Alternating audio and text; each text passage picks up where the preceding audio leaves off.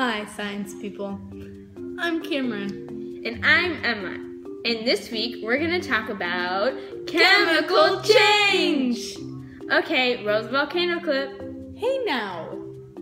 Before we confuse people, let's all be clear on what chemical change is. Oh, okay. First off, a chemical change is any change that results in the formation of new chemical substances. At the molecular level, chemical change involves the making or breaking of bonds between Some atoms. examples of chemical change is iron rusting, forming iron oxide, and gasoline burning, which has water vapor and carbon dioxide forming. Chemical change is created by some sort of a chemical reaction. Here's a video we took earlier of a match being lit. This is a chemical change because when the match is burning, it produces carbon dioxide and releases it into the air.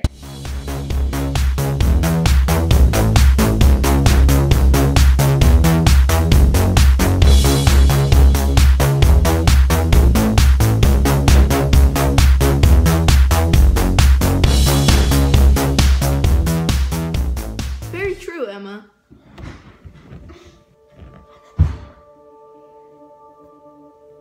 Hey guys!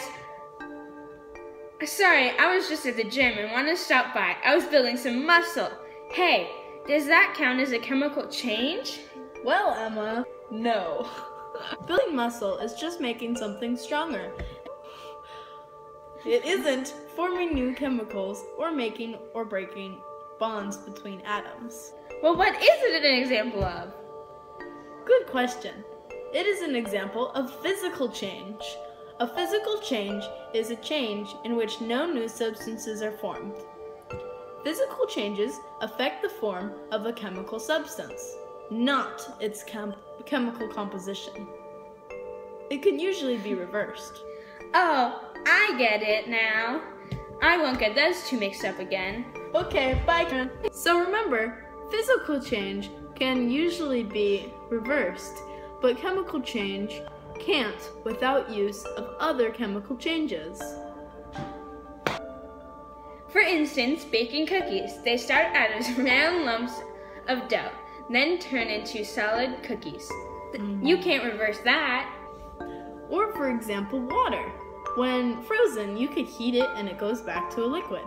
Or if it goes into its gaseous state, you can condense it back to a liquid.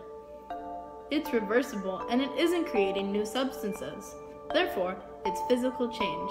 Because chemical change produces a new substance, they can often be undone. For example, you can't change ashes from burning logs back into wood. As we know, some chemical changes can be reversed, but only by chemical changes. For example, to undo tarnish on copper pennies, you could place them in vinegar.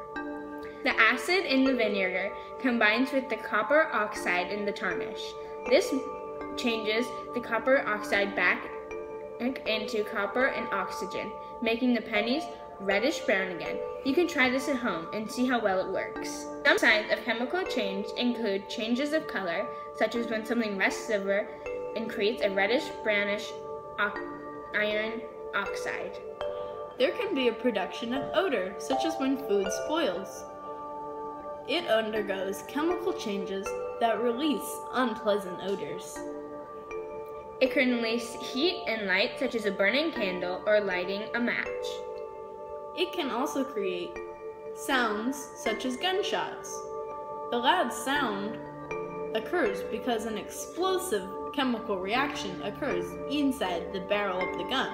So when the shooter pulls the trigger, it propels a bullet from an explosion. And lastly, a chemical change can create bubbles. These are produced when a gas is made. As you can see here, our volcano is fizzing and it erupts, just like a real one.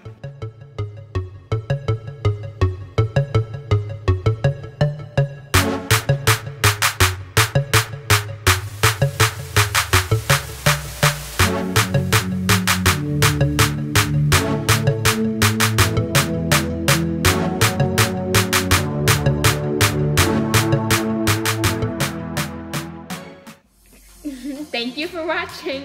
Please leave a comment down below and check out some of our other science videos. Don't forget to click that subscribe button, and if you want to learn even more, go down and look at the links we went to get all this information for this presentation. Have a great day and inquire the impossible!